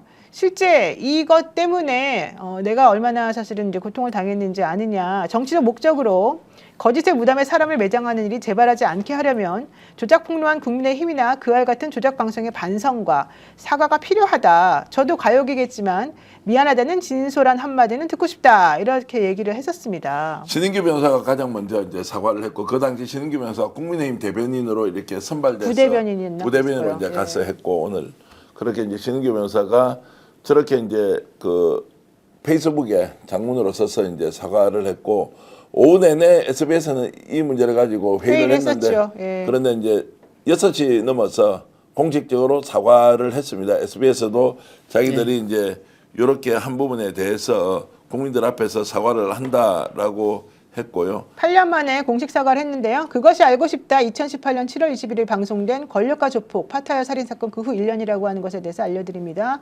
2018년 7월 21일에 우리가 이런 방송을 했습니다. 성남 지역 정치인들과 폭력 조직 간의 연루 의혹을 제기하면서 이재명 당시 경기도지사가 2007년 성남 국제마피아 조직원 2명의 변호인 명단에 포함되었다는 사실을 방송한 바 있습니다. 방송 이후에 경기 분당경찰서는 수사에 착수를 했고 2018년 11월 해당 혐의에 대해서 불기소 의견으로 검찰에 송치를 했습니다. 그리고 성남지청에서는 2018년 12월 불기소 처분을 내렸습니다. 또한 대법원은 지난 2021년 대선을 앞두고 이재명 후보가 성남국제마피아파로부터 금품을 수수했다고 주장한 장영하 변호사에 대해서 징역 1년에 집행유예 2년을 최종 확정하면서 공직선거법상 허위사실 공표죄를 적용했습니다. 이에 따라 이재명 당시 경기도지사와 성남국제마피아파 간의 연루 의혹은 법적으로 사실이 아닌 것으로 확인됐습니다. 그것이 알고 싶다는 이재명 당시 경기도지사가 변호인 명단에 포함되어 있다는 사실 등을 이유로 확실한 근거 없이 의혹을 제기한 것에 대해서 사과드립니다. 그것이 알고 싶다 프로그램은 SBS가 2024년에 제정에 시행 중인 SBS 저널리즘 준칙을 준수하며 정확하고 객관적인 방송을 만들어 나가겠습니다. 라고 사과문을 올렸습니다. 근데 이때 사실은 대통령이 더 화가 난 거는 요 그알 프로그램 하기 바로 직전에 동상이몽 SBS 동상이몽에 이재명 대통령 편이 올라갔었다는 거예요. 그리고 난 다음에 그거를 비웃기려도 하듯이 그 아래서 이거를 올리면서 변호인 명단에 올렸다는 거 하나만으로 이 국제 마피아파 사람하고 연결됐다는 식으로 사실 약간 좀 몰아가는 그런 부분들이 있었습니다. 제가 이제 방송 중에 이런 말씀 한번 드린 적이 있는데 저게 이제 대선에 어느 정도 영향을 미쳤느냐 미치지 않았느냐 있지도 않는 걸 돈 다발 사진을 김용판 당시 국민의힘 의원이 가지고 했고 뭐 여러 이제 유력 정치인들이 이걸 가지고 난도질을 했지 않습니까? KBS에서 2024년 3월 9일 대선 열흘 전에 김혜경 여사가 썼던 이제 법카가 연일 대서특별 9시 뉴스에 나왔죠. 제가 한 번 더 강조하자면 그때 문재인 대통령이 임명했던 김의철 사장이 KBS 사장이었어요. 윤석열 검찰 정권이 어떻게 했는지, 정권이 아니죠. 윤석열 검찰 그 범죄 세력들이 어떻게 했는지를 뻔히 알면서 그 법카가를 정말로 KBS가 단독 보도를 매일 하면서 모든 언론이 그걸 이제 써제꼈지 않습니까? 0.73% 정도라면 어땠을까? 그게 영향이 있었다 없었다. 자, 조폭한테 수십을 받았다. 있을 정도가 아니죠. 사실 네. 그것 때문에 그냥 정권이 바뀌어버린 거죠. 0.73% 차이로 그때 이재명 대통령이 졌는데 실제 저런 식으로 하면서 이미지가 너무너무 나빴었기 때문에 그거를 회복하는 것도 어렵고 그 완벽하고 회복되었다고 보기도 어렵죠. 그러니까 소설로 제가 딱 끼워 맞추면 대장동 때문에 거기에서 거대한 뭐 수천억 원의 이익이 있는데 거기에서 콩고물이 묻어나서 분명히 어디 갔을 거다. 외화가 뭐 외국으로 돈이 빼돌려졌을 거다. 이렇게 악마를 해놓고는 자 SBS 같은 데서 그 알이라는 게 그것이 알고 싶다가 원래 얼마나 신뢰도가 높은 방송이었습니까? 여기에서 아예 딱 때려가지고 죽여버리잖아요. 네. 아 이거 완전히 조폭들하고 연루돼 있는 소위 말하는 진짜 정치를 해서는 안 될 사람으로 딱 만들어 놓고 이야 마지막에는 그 부인도 법카를 썼는데 밑도 끝도 없는 이야기를 가지고 대선 열흘 전에 KBS가 보도했다. 문재인 정부에서 임명한 김의철 사장이었다. 이걸 지금 취재하라고 제가 여러 차례 요청을 받고 있고 그걸 김의철 사장도 제가 전화번호를 갖고 김의철, 예. 김의철 네. 사장한테도 이제 이런 것들을 물어봐야 한다. 왜 그 시점에 KBS는 대선을 열흘 앞두고 김혜경 여사의 보도를 단독이라는 이름으로 매일 그렇게 쏟아내고 전국 언론이 법카 사건을 다 썼을 때 이거는 대선의 결과를 조작하기 위해서 아예 언론이 앞장서서 했던 것이다. 그러면 오늘 SBS가 사과하는 것으로 충분하나? 아, 왜 이게 그러면 대법원 확정 판결이 언제 나왔는데 이재명 대통령이 이야기를 하니까 사과는 이따위는 언론이냐고요. 그래서 사실은 추후 정정 보도 청구권이라고 하는 그게 언론중재법에 나와 있는데 실제 처음에 막 사건이 터졌을 때는 그 사람을 악마화시키고 죽이려고 하는데 그게 사실 무근으로 밝혀져도 아무런 책임을 안 지니까 거기에 대해서는 얼마든지 피해자가 추후에 다시 정정하는 보도를 내달라라고 하는 요구를 할 수 있다는 권리가 써 있습니다. 하지만 그걸 제대로 아는 데도 없고 실제 그게 있다고 하더라도 언론사에서 알아서 그런 것들을 자기네들이 적용해가지고 해결하지도 않습니다. 그래서 이것이 사실은 이제 계속해서 앞으로 언론개혁과 관련해서는 꼭 필요한 부분이 아닐까. 그래서 이런 정도 사안이면 징벌적 손해배상 누가 이제 손해가 습니까? 이제 이재명 대통령을 찍었던 우리 같은 사람이 다 손해본 거 아니에요? 이건 어떻게 갚아요? 이 정도 악의적 보도 그 당시에 정말로 수십 명을 풀어가지고 성남을 사탁치 뒤졌는데 단 하나의 증거도 나오지 않고 오로지 그 장영하라는 변호사가 했던 말 그다음에 사진도 아예 조작이 됐는데 이거는 조작이라고 밝혀져도 다 뿌려져서 이거 이재명이 먹은 돈이야 라고 하면서 덮어씌울 때 언론이 그걸 몰랐을까요? 반론에 대한 것이나 없이 그냥 갔지. 근데 지금 나라 다 뒤집어졌어. 윤석열 3년 동안 국가가 파탄났어. SBS는 지금 와서 사과하면 땡입니까? SBS 그냥 사과하면 땡이 아니고요. 이거 관련돼서도 지금 방송통신심의위원회에서 행정징계 처분이 아주 강하게 내려질 수가 있습니다. 이게 이제 SBS 제어가 시점이 이게 2027년도입니다. 그때 당시 이것이 벌점들이 이 벌점 플러스 다른 벌점들이 누적이 된다면요, 그냥 이거 제어가 안 되면 그냥 블랙아웃 상태. 그냥 까맣게 나가는 겁니다. 이런 상태도 있을 수가 있다라는 점 말씀드리고요. 정보통신망법 위반, 명예훼손 뭐 이런 걸로 해서 지금 근데 이거는 비방할 목적이 목적으로 허위사실 유포였다는 것이 명백히 드러나야 되긴 하는데 이런 부분도 이제 법적으로 조치도 가능하다. 그리고 방송법 위반으로 수천만 원의 과징금도 가능하다. 저도 이것도 물어봤죠. 관련돼서 이제 상임위에 물어봤는데 너무 화가 나잖아요. 그때 당시에 그때 우리가 1%도 안 되게 이것 때문에 저희들이 되게 많이 고생을 했습니다. 그때 선대위 민주당 선대위 상당히 많이 고생을 했었는데 지금 제가 조금 전에 한 3가지를 말씀드렸잖아요. 저는 개인적으로 이런 일이 계속 벌어지면 블랙아웃이 있어야 된다라는 주장을 하는 사람 중에 하나이지만 뭐 그것까지는 아니더라도 앞으로 모든 방송사에서 이렇게 악의적인 허위 사실을 유포하는 것은 이제 조심하지 않을까 생각을 하고요. SBS는 그냥 조용히 넘어가지는 않을 것 같습니다. 야, 근데 이제 뭐 알아서 뭐 조심하지 않겠냐 이걸 떠나서 SBS가 이제 했던 말을 한번 보십시오. 딱 전체 문장 중에 사실관계에 대한 나열이 있고 사과한다는 말은 딱 끝에 이제 동사로 하나가 있는데 쭉 이렇게 이제 사건 내용에 대해서 자 방송한 바가 있습니다. 그리고 이 건에 대해서는 자 불기소 처분을 내렸다. 그러나 대법원은 또 여기에 대해서 최종적으로 징역 1년 집행유예 2년을 확정했다. 그리고 이에 따라서 이재명 당시 경기도지사와 성남국제마피아 간의 연루 의혹은 법적으로 사실이 아니라고 했어요. 이것만 빼면 진짜로 법적으로 사실이 아닌 게 아니고 사실이 아니라고도 말을 하지 않아요. 법적으로 판결문에 이건 사실이 아니라고 일단 했고요. 그것이 알고 싶다는 이재명 당시 경기도지사가 변호인 명단에 포함되었다는 사실 등을 이유로 확실한 근거 없이 의혹을 제기한 것에 대해 사과드립니다. 이렇게 했어요. 보통은 진심으로 고개 숙여 국민 여러분께 시청자 여러분께 이런 말도 없이 그냥 아주 드라이하게 사과드립니다. 책임 물어야 할 것이라고 저는 생각을 하고요. 앞으로 더 잘하겠답니다. SBS 저널리즘 준칙을 준수하며 정확하고 객관적인 방송을 만들어 나가겠습니다. 책임은 안 지고. 네, 이재명 조폭연루설은 2022년 대선을 앞두고 장영하 변호사 등이 성남국제마피아파 조직원 출신의 제보 박모 씨를 통해서 성남국제마피아파 측이 당시 이재명 더불어민주당 대선 후보에게 사업 특혜를 받는 조건으로 20억 원을 건넸다라는 주장을 하면서 불거진 내용이었었습니다.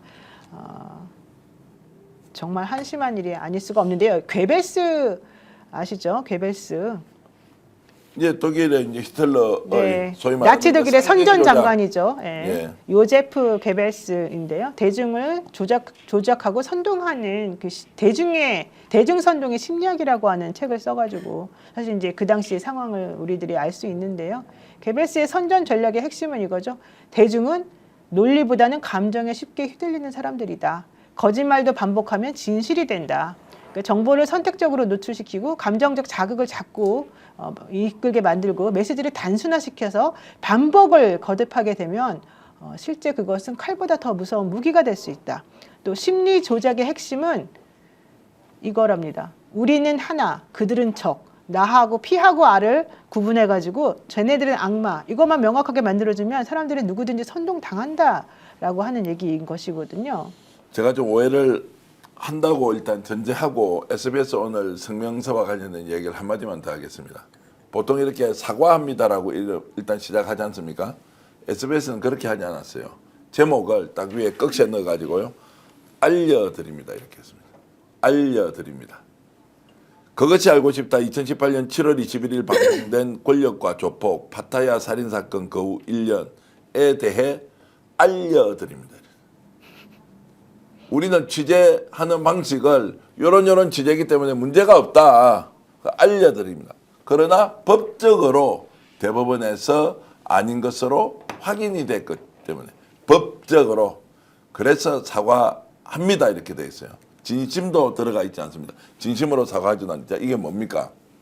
우리는 법원 판결문에 그렇게 나와 있으니까 너희들이 뭐라고 하든 뭐 사과하라고 하니까 내가 그래 사과 좀 해줄게. 이것이야말로 진짜 갑 중에 갑의 마인드거나 아니면 지금 아직도 SBS 내에서는 이거 뭐 우리 보도할 수 있는 거 아니냐라는 생각을 하고 있다는 생각이 들고요. 진심으로 사과한다면 그 당시에 제작진이 누군지 왜 그렇게 했는지 경위를 소상히 밝혀서 조작인지 기획인지 정치적 외압인지 이런 것 정도는 내부에서 밝혀야 하는 거 아닙니까? 그 회사는 노조가 없는 모양이죠. 이런 정도 되면 네. 그 언론 노조 다 있지 않습니까? 있겠죠. 네. 자, 게벨스는 죽었고 나치도 무너졌지만 선동 전략은 여전히 살아있고 지금 현재 대한민국을 강타하고 있습니다. 제가 궁금한 게 있는데요. 네. 아까 문재인 정부에서 임명받은 김의철 네. KBS 사장의 그 KBS가 김혜경 여사의 법화 문제를 집중적으로 그걸 부각하고 했다고 했는데 그러면 문재인 대통령이나 문재인 정부에서는 이재명 대통령, 그 당시 이재명 그 후보를 얼만큼 그 무슨 생각으로 이런 뭐 직감적으로 영향이 있다고 볼 수가 있나요? 그러면? 저는 그래서 많은 사람들이 의혹을 제기하고 그런데 이제 정권이 윤석열 정권이 들어서 버린 거예요. 예. 윤석열 정권이 들어서는 대선의 열흘 전에 이게 보도가 됐는데 이제 사실관계 확인을 못했죠. 그래서 이제 작년까지 어떻습니까 지금 이재명 정부가 들어섰어요. 국정 운영한다고 정신없어. 내란세력 계속 준동하고 있어. 그런데 계속 이제 의문이 저도 이제 언론계 선배들을 만나지 않습니까? 뭐 언노련 출신도 있지만 기자협회장도 하셨던 분들도 KBS 출신 만나면 이거 지금 따져봐야 된다. 그 당시에 왜 KBS가 자 그러면 김의철 사장을 임명한 것은 대통령과 관계 없을 수도 있는데 김의철 정도는 그 민감한 시기에 문재인 정부에서 임명받은 사람이 보도본부에서 취재해왔던 이 내용을 한번 생각해 보십시오. KBS 사장이라고 한번 생각을 해 보십시오. 야 이거 지금 확인됐어 안 됐어 이 위험해 대선에 직접 개입이니까 문제 많아 라고 해서 이거는 지금 하면 안 된다라는 것이 언론에 ABC도 필요 없습니다. ABC도 필요 A만 알아도 그건 절대 보도하잖아요. 아마도 TV조선이나 채널A조차도 정권이 어느 쪽으로 갈지 모르기 때문에 이 위험한 장난을 할 수가 없다고요. 그리고 법가 7만 8천 원입니까? 그게 뭔 대수라고. 그 돈이 있고 없고 쓴 것도 아니다. 그리고 온 사람들이 다 공적인 자리에 있던 사람들 아니에요. 그런데 이거를 열흘 전에 대서특필하면서 매일 보도를 했다. 이거 정말로 밝혀야 한다라는 이제 부분 정도만 말씀드리겠습니다. 네, 다음 주제로 넘어가도록 하겠습니다. 네.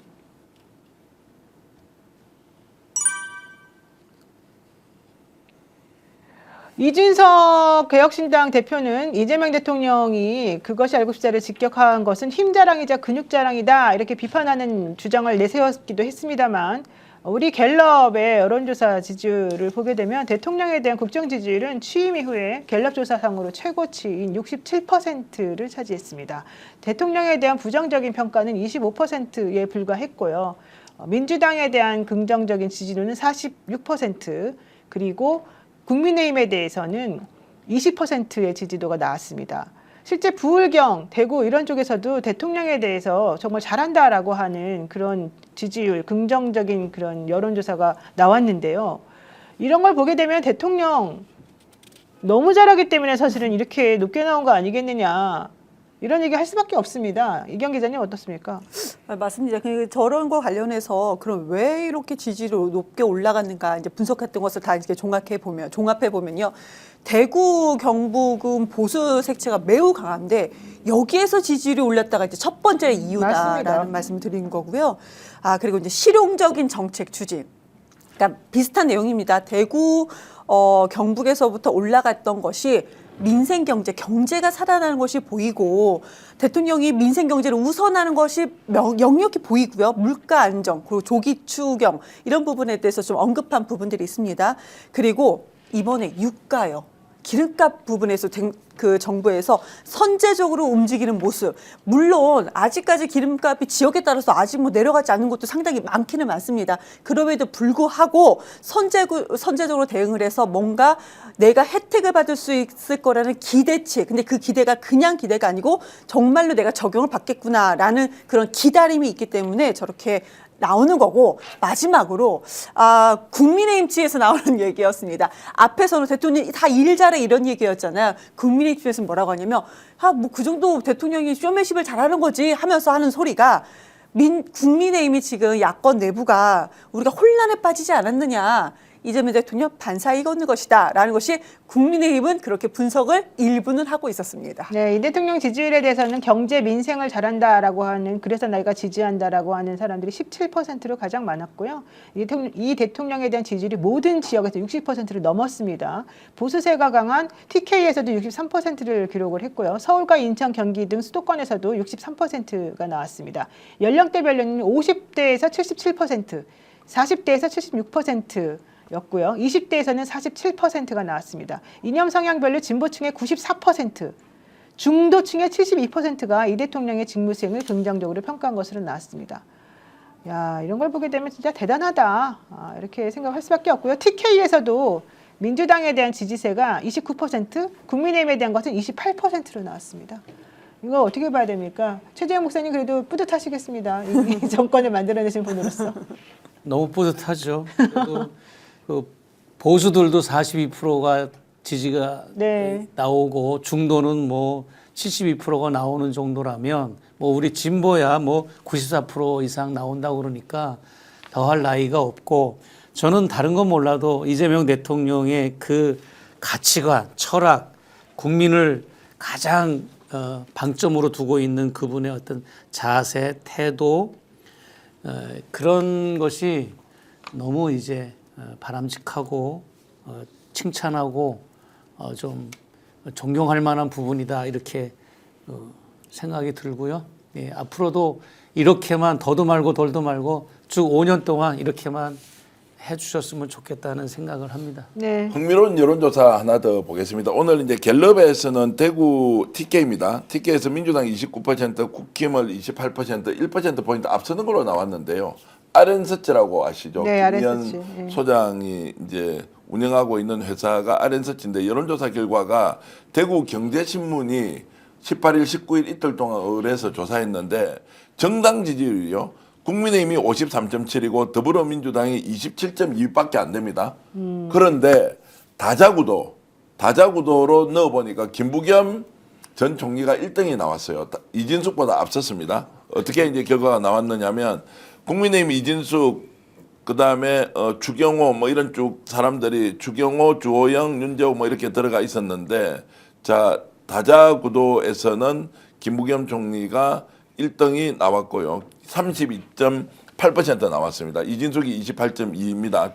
주경호, 주호영 이런 분들이 이제 9%인데 양자구도로 넣어보니까 아직은 이준석이 좀 더 앞선다라고 나왔는데 오차 범위가 한 3% 포인트 정도의 차이인데 자 그러면 국힘의 지지율이 지지도가 50%가 넘고 민주당은 20%에 머무는데도 불구하고 그러네요. 다자구도에서는 김부겸이 1등 한다라고 했는데 조금 전에 갤럽 방식으로 만약에 반영을 해서 다자구도를 넣었을 때는 민주당 지지율이 상당히 높게 나오지 않습니까? 그렇죠. 그러면은 오히려 다자구도에서도 훨씬 앞서거나 양자구도에서도 앞설 수 있다.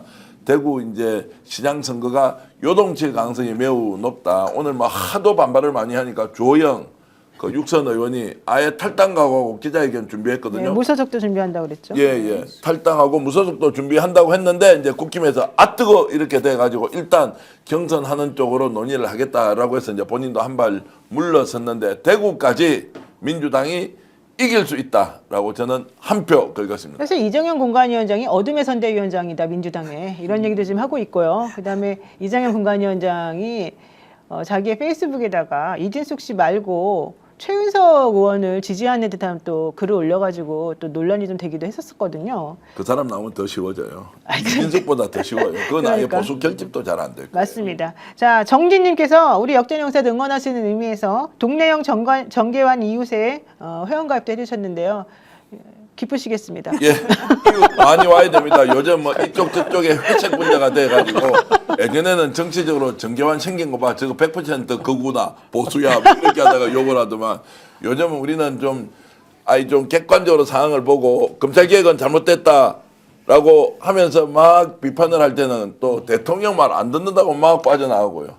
또 장윤수 기자 저거 하는 거는 그거 좀 잘못됐다라고 비판하니까 또 그쪽에서 또 빠져나가고. 함동문 교수 한번 나와가지고 또 막 쭉 빠져나가고 야 공정 언론 진짜 하기 어렵다 이런 생각 많이 하고 있습니다. 많이 빠졌어요. 우리 공정 언론 하지 말고 편파합시다. 편파 누구 할까요? 그러면 우리는 이재명 대통령만을 위한 편파 그럼요. 방송은 뭐 네. 충분히 할 의향이 자, 있습니다. 오늘 법원에서는 김종영 국민의힘 전 최고위원에 대한 그 효력정지 가처분 신청을 받아들였습니다. 이제 드디어 장동혁 대표, 배현진 의원에 이어서 또 두 번째 이렇게 지금 사면 초과에 몰려있는 지금 모습인데요. 앞으로 국민의힘 어떻게 변할지 좀 지켜보도록 하고요. 마지막 주제 살펴보도록 하겠습니다.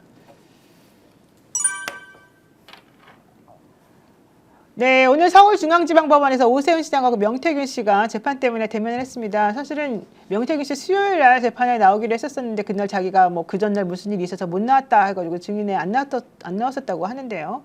오늘 드디어 만났거든요.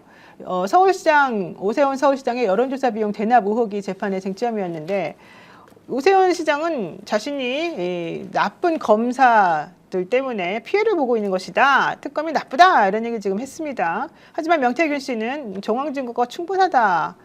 이런 얘기를 지금 했습니다.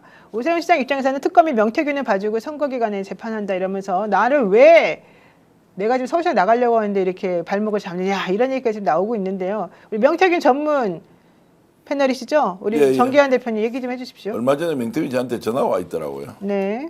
뭐 안 받았죠. 물론 이제 못 받았는데 뭐 다시 전화를 안 했습니다. 순간 이 생각했습니다. 명태균 뭐 전화기 잘못 눌러서 내한테 들어와 있겠지 이렇게 생각했는데 명태균이 하는 말이 있습니다.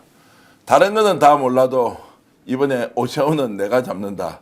본인이 잡을지 못 잡을지 제가 모르겠는데요. 저게 이제 일단 선거에 출마하는 것까지는 막지 못할 것 같고 지금은 이제 힘이 많이 빠졌고 오늘도 재판장 그 주변 이야기를 들어보니까 이제 관심이 많이 떨어졌어요. 이제 명태균이 나서서 이런저런 얘기를 하더라도 막 이것이 뭐 오세훈의 정치적 미래에 직접적인 영향이 있어야 하는데 그러려면 전제 조건이 하나 있습니다. 오세훈이 서울시장 될 것 같아야 되는데 오세훈도 지금 민주당 어떤 후보를 넣어도 지금 안 되거든요. 그렇게 본다면 뭐 오세훈이 이미 떨어질 사람인데 명태균하고 같이 논박을 해봐야 그것이 국민적 관심을 못 얻는다라는 것을 보여줬고요. 그래서 제가 내리는 결론. 네. 명태균 안 나서더라도 오세훈은 이미 끝났다. 끝났다. 좋습니다. 이 싱크 한번 보고 정말 끝났는지 안 났는지 한번 보겠습니다. 아니 자기가 고소하고요. 자기가 기소되고 자기가 피의자가 돼서 지금 재판받고 있어요. 세상에 자기가 주먹질하고 자기 얼굴 때리는 그런 멍청인데 제가 어떻게 이 검찰 특검에서 살아났겠습니까? 거짓이 없기 때문에 그런 거 아닙니까? 이 사람들은 사기 범죄 집단입니다. 명태균은 사기의 범행 대상을 물색하는 모집책 내지는 행동대원. 이건 저희들이 바보가 아니면 할 수 없는 짓이겠죠. 야, 진짜 두 근데 분의 단어 선택 능력이 뛰어나죠. 네. 싸우면 재밌게요. 문장도 오세훈은 괜찮고. 말이 길고 말이 굉장히 아주 진정성이 없어요. 예, 그러니까 명태균하고의 문제도 나는 오세훈이가 더 거짓이 많고 진정성이 떨어진다 그렇게 판단하고 있습니다. 그거는 저도 제 나름대로 그동안 취재해온 결과인데 오세훈은 이제 오세훈의 시대는 지나간 것 같다. 이렇게 보시면 될 것 같아요. 네. 도마 위에 올릴 것도 없습니다, 사실. 그러니까 사람에 대한 평가는 이제 뭐 말씀에 100% 동의를 하고요. 그런데 우리는 이제 출발한 지점의 팩트가 뭔지는 알지 않습니까? 진실은. 네. 진실은 증거로서는 판결을 하고 단죄를 할 때 증거가 진짜 필요하고 최초에 그 아무것도 가미나 조미가 되지 않은 상태에서 있었던 그 리얼한 생생한 팩트의 조각들이 있지 않습니까? 사실의 조각들이. 그 김한중 회장이 여론조사비를 주고 여론조사를 대신 해달라. 네. 이것은 부인할 수 없는 진실인데 이것이 이제 아예 부인이 돼버리니까 마지막에 남는 거는 주장밖에 없죠. 그래서 사기범죄 집단, 야 그렇게 정말로 오세훈 시장은 할 말은 아니다. 그것이 진짜 조건 없는 후원이라든지 아니면 법적으로 문제가 없다는 건 몰라도 사기범죄 집단에 속았다. 그건 진짜 거짓말이다. 눈물을 흘리지 않았는데 눈물을 흘렸다고 명태균이 처음부터 알고 있는 소설을 썼다. 야, 이건 좀 심하지 않습니까? 네, 상문최님이 똑같은 쓰레기 같은 것들이 끼리끼리 놀고 있습니다. 이런 얘기도 하셨고요. 짱과장님께서 수사나 재판이 빨리빨리 진행됐으면 좋겠습니다. 이랬고요. 나이스님도 저들은 한결같군요. 어떻게 저렇게 하나도 안 달라집니까? 현역할미님도 아유 저들은 하나같이 서로를 헐뜯네요. 마왕 보고 싶어님은 본인 소개를 객관적으로 하네요. 오세훈 시장님이. 말의 향유는 본인이 하고 있는 거예요. 오세훈 본인이. 네. 말장난하는 거지. 민태균 직접 만나보셨지만 세기는 세죠. 지금 마지막에 이 순간까지도 나와가지고 저 목소리 우렁찬 목소리에 키도 아마 180이 넘고 몸무게도 100kg이 넘을 거예요. 그런 데서 막 저렇게 쏟아내는 거 보면 야, 못 말린다 못 말려 이런 말씀을 드리겠습니다. 마왕 보고 싶으니 이거 꼭 읽어드려야 되겠다. 오세훈 시장님 한강버스 속도 속인 당신은 사기꾼 아닙니까? 한강버스 속도 속인 당신 이야말로 땡땡땡이다. 네. 자, 여러분들 오늘 또 저희 역전의 용사 시청해주셔서 감사드리고요. 요 광고도 한번 신경 써주시기 바랍니다. 당연한 듯 한번 가입해놓고 계속 사용하시는 인터넷 TV 3년 이상 계속 사용하고 계시다면 비교원에서 갈아타고 사은품도 챙겨가시기 바랍니다. 인터넷 TV 신규 가입 시 48만 원, 휴대폰 구입 시 최대 50만 원, 정수기 렌탈 시 최대 30만 원 혜택을 드립니다. 최대 128만 원의 혜택을 만나시는 건데요. 여기에다가 인터넷 가입하신 후에 쓰시던 휴대폰 알뜰폰 그대로 통신사만 변경해도 최대 30만 원의 혜택을 드립니다. 본인 가입 후에 추천한 지인이 가입을 하게 되면 4만 원권 이마트 상품권을 계속해서 받으실 수 있습니다. 개인정보 보안도 철저해서 한 건의 보안 사고도 없습니다. 8억 이상의 보증보험에 가입해 있고 한 번도 억울한 일이 없도록 준비되어 있는 회사 비교원입니다. 인터넷 TV, 휴대폰 정수기 비교는 비교원에서 해주십시오. 자세한 내용은 1670-2571, 1670-2571를 통해서 상담 받으시거나 더보기 링크 또는 네이버에 비교원 검색하시고 상담 신청하시면 될 것 같습니다. 네, 우리 정기현 대표님 나머지 해주세요. 네, 저희들이 지금 스픽스 이화영 부지사 석방 촉구 대국민 온라인 서명운동 하고 있는데요. 다음 주 화요일 최재형 목사님 제가 이제 이화영 부지사님 면회하러 가거든요. 이제 소식 좀 자세히 전해드리기로 하고 억울한 옥살이에서 빨리 벗어날 수 있도록 이화영 무죄, 이화영에게 자유를 주자라는데 여러분들 꼭 온라인으로 QR코드 찍고 서명운동 해주시면 고맙겠습니다. 근데 사모님이 1인 시위하고 계시죠? 하고 있고요. 이제 많은 분들이 함시영 신부님, 이부영 의장님, 김영주 목사님, 그리고 김상근 목사님 이제 이런 분들이 쭉 나서셔서 정치인들하고 또 그 여러분들이 지금 돕고 있습니다. 억울한 이제 그런 옥살이를 석방해야 한다 이렇게 이제 주장하고 있는 분들이 많이 있습니다. 아마 저기에는 스픽스도 똑같이 들어가 있을 것 같습니다. 스픽스 정교환도 있네요. 하여튼 저희들 이렇게 서명운동하니까 많은 여러분들의 관심 부탁드리겠습니다. 그리고 서울교육감 선거 저희들이 온라인으로 가입할 수 있도록 혹시 준비되어 있습니까? 자, 시민참여단이 되어 주십시오. 서울민주진보교육감단일화 추진위원회 시민참여단 관련된 홍보를 해드리고 있습니다. 마지막으로 스픽스 차이나 가기 전에 또 왜 이렇게 하십니까? 빨리빨리 일단 따라와 주시면 고맙겠습니다. 스픽스 차이나 TV 저희들이 만들었습니다. 전문 채널로 이제 거듭나는 정말 유튜브 종편을 향해서 달려가고 있는데요. 차이나 TV와 법률 TV 하나하나 차곡차곡 만들어가고 있는데요. QR코드 찍어주시고 스픽스 차이나 TV 구독해 주시면 고맙겠습니다. 시청자 여러분 부탁해요. 네, 그리고 스픽스 픽이 있습니다. 왜 꼬마이를 적어놨어요? 스픽스 픽이 있는데요. 저 스픽스 픽은 노영 변호사가 좀 해주십시오. YTN의 돌발 영상처럼 매일 1개에서 2개 정도를 정말로 심혈을 기울여서 편집하면서 중요한 내용들을 압축적으로 볼 수 있게 스픽스가 매일 만드는 아주 역작 중의 역작입니다. 네, 요즘은 쇼츠보다도 스픽스 픽 한번 보시면 정말 이렇게 고품격의 영상이라고 하는 게 무엇인지 우리들에게 머리에 쏙쏙 들어오는 그런 픽을 어떻게 이렇게 만들었나 신기하다고 생각하실 것 같습니다. 복잡한 정치 뉴스 핵심만 콕 집어드리고요. 진실을 콕 알려드리고요. 현장을 픽해드립니다. 스픽스가 선보이는 고품격 영상 칼럼입니다. 스픽스 픽. 지금 바로 유튜브 스픽스 채널에서 확인해 주시면 감사할 것 같습니다. 그래서 이제 방송 끝나고 인사를 하지 말고 이제 다음으로는 스픽스 픽이 나가니까 여러분 꼭 좀 봐주세요. 자, 다음에 또 뵙겠습니다. 요렇게. 그럴까요? 인사를 꾸벅하면 다 나가버려요. 네, 여러분 저희 방송 끝나고 나면 곧바로 이어서 스픽스 픽 나가니까요. 나가지 마시고 계속해서 화면 고정해 주세요. 스픽스 픽 많이 봐주세요.